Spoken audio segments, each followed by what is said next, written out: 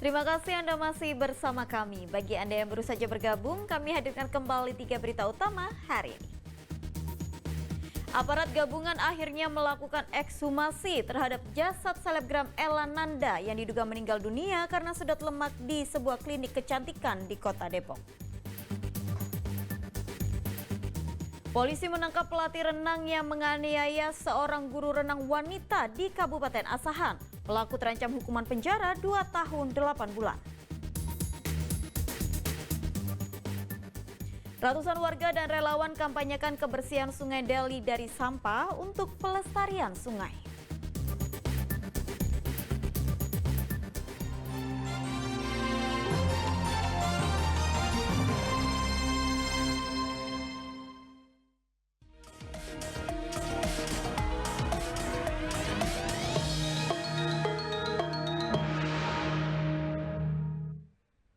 Badan Pengawas Pemilu atau Bawaslu Sumatera Utara menggelar sosialisasi permohonan sengketa Pilkada 2024. Kegiatan sosialisasi ini melibatkan sejumlah perwakilan dari partai politik, advokat, dan akademisi. Kami serahkan kepada Bapak Joko Arif Budiono selaku Koordinator Penjelasan. Badan Pengawas Pemilu Sumatera Utara Bawaslu Sumut menggelar sosialisasi permohonan sengketa proses Pilkada tahun 2024 yang melibatkan sejumlah perwakilan dari partai politik peserta Pilkada, advokat, dan akademisi. Menurut Koordinator Divisi Penyelesaian Sengketa Bawaslu Sumut, sosialisasi ini lebih spesifik terkait penjelasan tahapan permohonan sengketa Pilkada yang memenuhi syarat formil maupun material, serta bagaimana memanfaatkan aplikasi sistem informasi penyelesaian sengketa yang terjadi saat pemilu. Sejumlah kasus yang kerap menjadi permohonan sengketa diantaranya pemenuhan syarat dokumen calon maupun pencalonan, termasuk penafsiran persyaratan yang berbeda antara peserta Pilkada dengan KPU. Di Divisi Penyelesaian Sengketa Bawaslu Provinsi Sumatera Utara.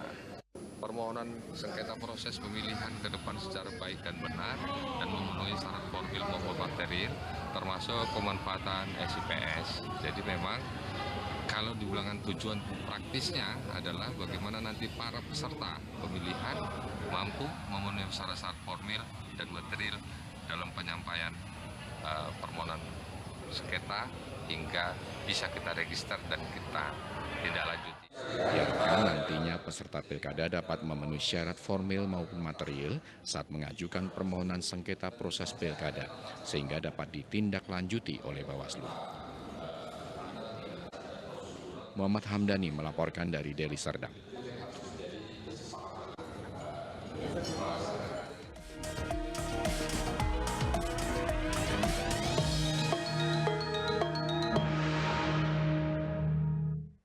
Untuk melestarikan lingkungan, masyarakat dan relawan lingkungan hidup mengkampanyekan Rawat Sungaimu, Selamatkan Bumimu. Kampanye ini dilakukan dengan cara membersihkan aliran Sungai Deli dari sampah, serta menabur 5.000 bibit ikan di Jalan Datuk Rubiah, Kelurahan Rengas Pulau, Kecamatan Medan Marelan, Kota Medan.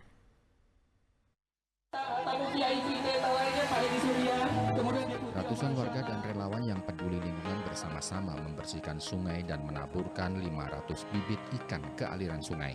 Langkah ini dilakukan untuk mengantisipasi tumpukan sampah di aliran dan pinggiran Sungai Deli, tepatnya di kawasan Datuk Rubiah, Kelurahan Rengas Pulau, Kecamatan Medan Marelan, Kota Medan. Kegiatan ini juga bertujuan untuk menjaga aliran sungai agar tetap bersih. Warga juga diedukasi supaya tidak membuang sampah ke sungai karena dapat berdampak terhadap kotornya air sungai dan berpotensi terjadinya banjir. Tanggung jawab sosial dan lingkungan, salah satu program kita terkait untuk pelestarian lingkungan hidup di ekosistem darat. List 5.000 ikan bibit dan lele ya untuk mewujudkan kelestarian lingkungan ekosistem darat. Nah, nanti juga ada agenda untuk pembersihan sekitar sungai ini supaya ekosistem darat ini terjaga kelestariannya. Sehingga harapannya manfaat juga akan dirasakan oleh masyarakat sekitar. Melalui kegiatan ini diharapkan kesadaran masyarakat tetap tinggi untuk menjaga kebersihan aliran Sungai Deli dan dapat mengantisipasi bencana alam banjir akibat tumpukan sampah. Muhammad Hamdani melaporkan dari Medan. Ada cara menyenangkan untuk bisa menikmati keindahan Danau Toba dari kota Balige, terbang dengan para layang. Bayangkan Anda terbang dari ketinggian 1.400 meter di atas permukaan laut, lalu menikmati panorama Balige dan Danau Toba. Hadirnya wisata para layang di Balige tak lepas dari peran dari kelompok para layang dan warga sekitar.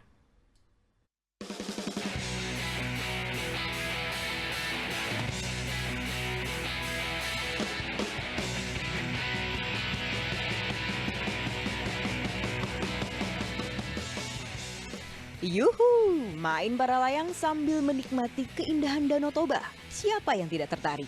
Di Balige ada spot terbang wisata olahraga udara para layang, tepatnya di desa Sibodiala. Wisata para layang ini tergolong baru di Balige karena baru resmi beroperasi sejak Maret 2024. Hadirnya para layang di kota Balige tak lepas dari peran warga dan para pecinta para layang. Bahkan pencarian spot untuk membuka wisata para layang di Balige sudah dilakukan sejak nyaris 2 dekade terakhir. Dan pada tahun 2024 usaha itu berbuah manis. Semenjak tahun 2005 saya tidak kesampaian untuk buat landasan seperti ini. Dengan izin SOP yang sangat luar biasa. Jadi dari kitanya sebenarnya bukan dari sisi olahraganya aja mau kita ambil. Kita ambilnya dari sisi pariwisata juga. Dan kebetulan Bapak Silalahi yang punya kawasan di desa Sibodiala mau bekerja sama dengan kita. Akhirnya mereka mau buka lahan, dan harapan saya dan harapan teman-teman saya juga, teman-teman penerbang, olahraga air sport ini berkembang di Kabupaten Toba dengan meningkatkan pariwisata yang ada di Kabupaten Toba. Bukit Sibodiala ini memang milik warga. Awalnya Rusdi Silalahi sebagai pemilik lahan hendak membuka perkebunan. Namun saat diajak tim para layang untuk menyulap lahan yang menjadi tempat wisata para layang, ia dan warga tak menolak. Untuk antusiasnya warga memang sangat mendukung, karena selama ini kami di desa Dusun Sibodiala ini kayak desa terpencil gitu. Jadi setelah adanya para layang ini, bisa nanti desa kami bisa terkenal.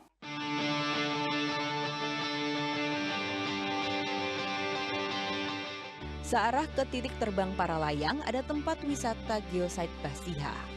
Berasal dari bahasa Batak, batu sianhau yang artinya batu dari kayu. Menurut legenda awalnya akan dibangun rumah adat Batak, tetapi tumpukan kayu itu tersambar petir lalu berubah menjadi batu.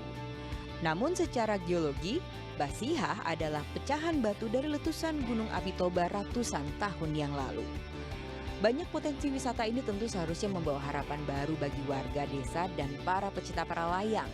Meski memang masih banyak pekerjaan rumah yang harus diselesaikan, salah satunya akses jalan ke lokasi yang masih dalam proses pengerukan.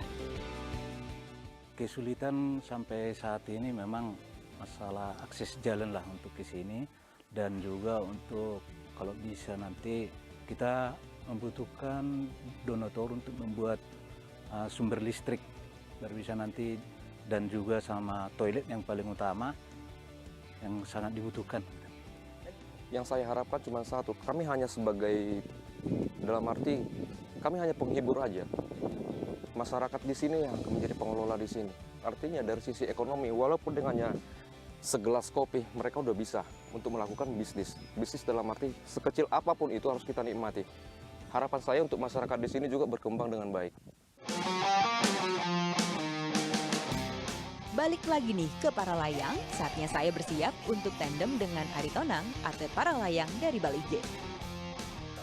Ayo Bang, saya kan mau nyoba nih untuk para layang dan harus tandem kan. Itu persiapannya apa aja sih yang harus disiapin untuk yang ikut gitu? Kalau misalnya kita untuk passenger, misalnya kan passenger dengan pengemudi, itu yang kita siapkan dulu satu mentalnya Kak, sama keberanian. Keberanian.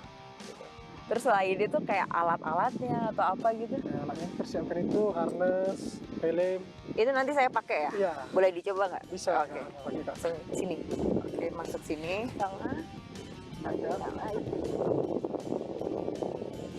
Berarti nanti ini akan nyangkut ke badannya Bang Aritonang ya?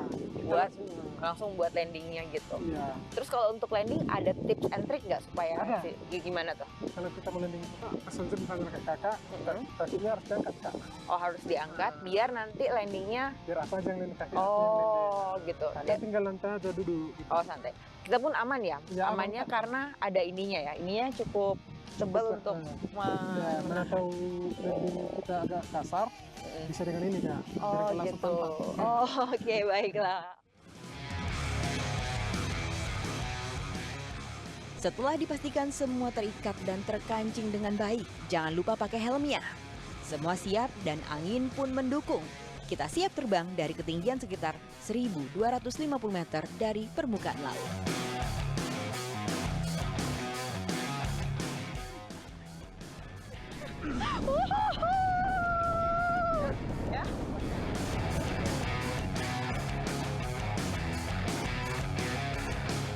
Kalian mau lihat seperti apa pemandangannya?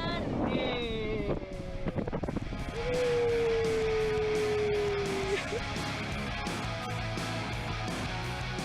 Untuk bisa menikmati keseruan para layang, biaya yang harus dikeluarkan sebesar Rp550.000. Nanti atlet para layang akan membawa Anda terbang selama kurang lebih 10 menit untuk menikmati indahnya kota Balige dan Danau Toba. Namun bagi Anda yang sudah punya izin untuk terbang para layang juga bisa terbang dari Bukit Sibodiala.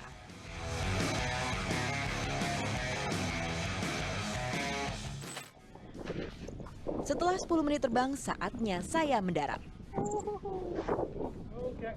Siap. Iya. Yeay, sampai.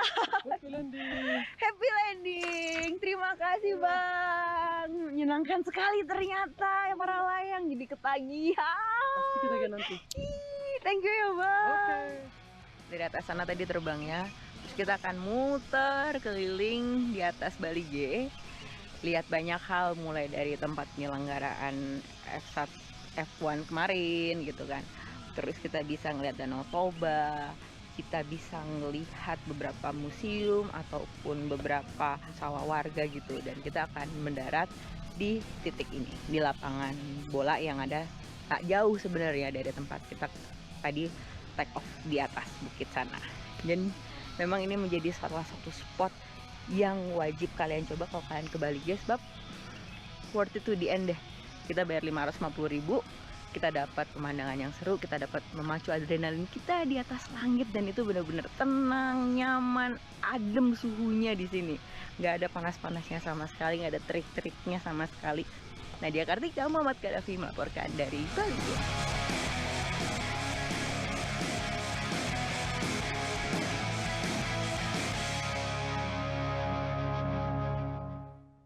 Laporan tersebut mengakhiri berita Medan hari ini ya. Saya Tabita Putri berterima kasih atas perhatian dan kebersamaan Anda. Selamat beraktivitas dan sampai jumpa.